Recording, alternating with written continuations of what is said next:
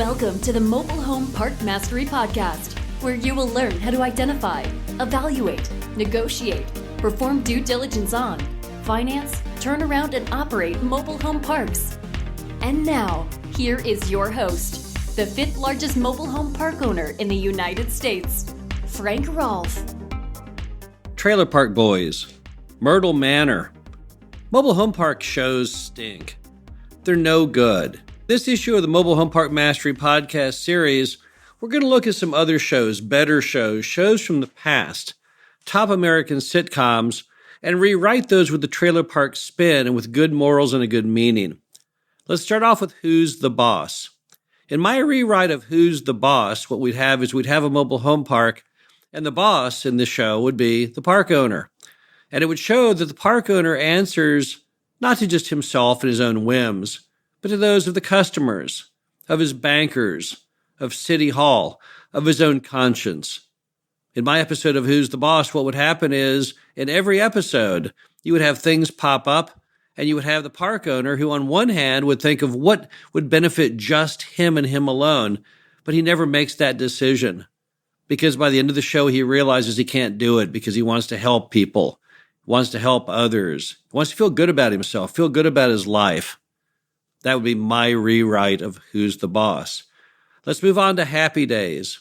What would happen in the mobile home park issue of Happy Days? Well, basically in Happy Days, now what you would have is it wouldn't be held at a drive-in as the focal point. It would be inside of a mobile home park. And you'd find that everyone is happy. The residents are happy. They love living in the mobile home park. They're proud of where they live, proud of what they've accomplished. And the owner's happy too. The owner has owned it for a while. He's got the mortgage paid way down or perhaps paid it all off.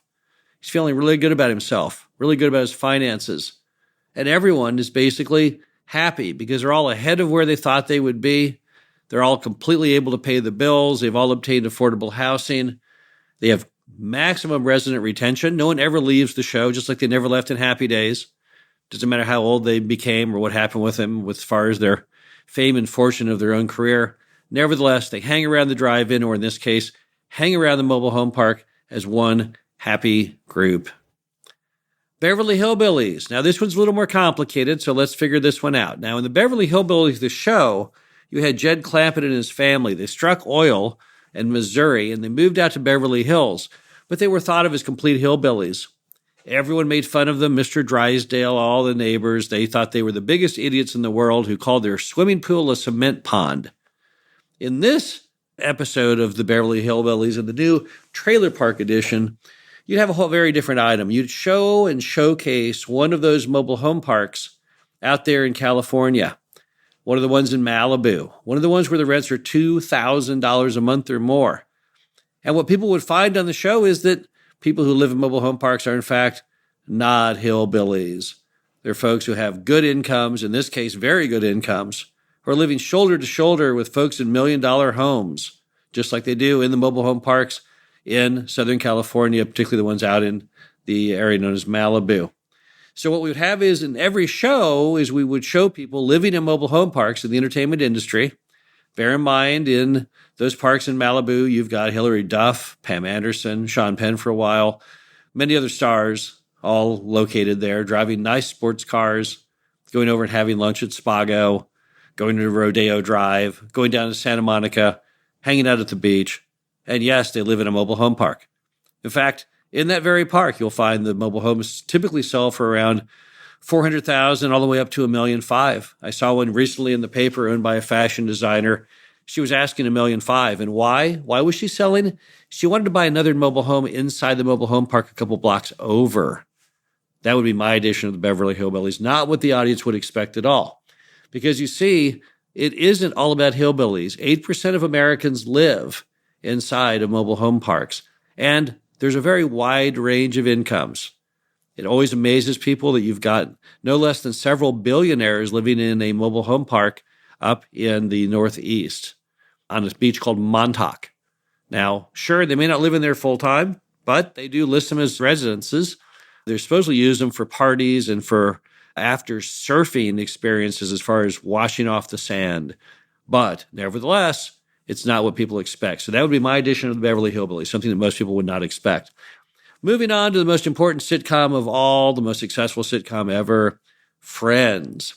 Now, what happens in the show Friends with the trailer park twist? Well, now instead of it being based inside of a cafe, it is once again based inside of a mobile home park. And what you find is that everyone is a friend. All of the residents hang out together. They have coffee together. They discuss their life events. They try and help and empower each other. And at the same time, you have the park owner. Now, he doesn't go to the coffee shop much. He, in fact, owns the coffee shop / mobile home park. And he's always in confusion on how friendly should he be with the residents. He wants to watch out for their interests. He wants to retain them. He likes having friends, but he also realizes it's just not a good idea for the landlord to get too personally involved with the residents. Because a good landlord, as we all know, revolves around being sometimes what appears to be the guy who's got a hard edge to them. Collections only works with no pay, no stay, which means if you don't pay the rent, you have to leave the property. And rules enforcement only works with no play, no stay. If you won't play by the rules, you can't live there either. Simply not fair to the other residents to have folks living in the mobile home park who either won't pay the rent or won't follow the rules. Not fair, the impact, the quality of life of the other residents. So in this show, you'd have two different dynamics. You would have a show showing how friendly the residents are with each other, even though they're from completely different walks of life often. People who are young, people who are old, people who are employed, people who are in retirement, and perhaps people who were employed and just lost their job. But nevertheless, they get along well. They care about each other. They have a sense of community, a communal respect for each other. And at the same time, you have this other party floating around, which is the owner himself, who constantly is bewildered. How friendly should he be? Should he be the tough guy on collections? Should he be the tough guy in rules? Should he be the guy that has to make all the worries about paying the bills, paying the taxes, and keeping that mobile home park open? Or should he instead just become another one of the gang, one of their pals? But perhaps if that happens, their best interest will be ruined. He won't be able to pay the mortgage. They might all be displaced. He won't be able to make any money. Possibly he will then give in and have the thing redeveloped into another use. So that would be my version of the mobile home park version of Friends. Now, why will we never see any of these shows made? Well, it's because perhaps I'm the only one who thinks it would be interesting. But I think it's very unfair, the portrayal that we have received in the media for all these years. There was a different time. If you look back not that long ago, mobile home parks were respectable in the eyes of the media and in the eyes of television. My gosh, Elvis lived in them twice. Lucy and Ricky lived in them once. And there's a lot of other shows, even in the 70s, that had positive portrayals of mobile homes and those who live in them. So what the heck happened? I don't know. Somehow or other, we got crosswise with the media, and now they just tool all over the industry at every possible chance. Kind of sad. But there's so many great shows you could produce, so many shows with great morals that are just hanging around there ready to be made. I did a screen test for a show just a few years ago. I was very excited about it. It was going to be called Trailer Park Rescue. My contract ended a few years ago, so I can now freely tell you what the show is going to be about was basically a show in which you follow the course of action of someone who buys a mobile home park and then tries to turn it around. The very thing that we all do. The very thing is, it's not a very special idea. It's not different, but it would have been a positive portrayal, at least, of what park owners do. Buying the mobile home park, figuring out what improvements to be made, putting in the CapEx to make those improvements, and seeing the general reaction of the residents as their home becomes very, very nice and they can be very proud of living there. Sadly, it never got off the ground. What happened to it? Well, even though they picked the cast for the show, I was to be the host, they couldn't get the funding for it because they just kind of thought no one cared. Early studies showed that although the average American would love to watch the Kardashians or people getting bitten by reptiles or making giant swords on Forged in Fire, they simply didn't want to see the mobile home park version of Forged in Fire. They didn't want to see people taking an old mobile home park and bringing it back to life. Just not interesting enough, sadly. But perhaps someday positive programming will return. I always hope it will. Every time they talk about the new series coming out on television, I always look through the listings, hoping I'll see something positive on our industry, but sadly not. But at least I've now given you a few ideas how you could construct a happy show with good morals about the mobile home park industry. Hopefully someone listening will pick up the ball and run with it. Hopefully someone listening to this podcast works in Hollywood and can go up to someone who actually produces shows and say, have I got a great idea for you? I heard it on this Mobile Home Park Mastery podcast, and who knows, it may become the next big hit. This is Frank Groff, the Mobile Home Park Mastery podcast series. Hope you enjoyed this. Be back again next week.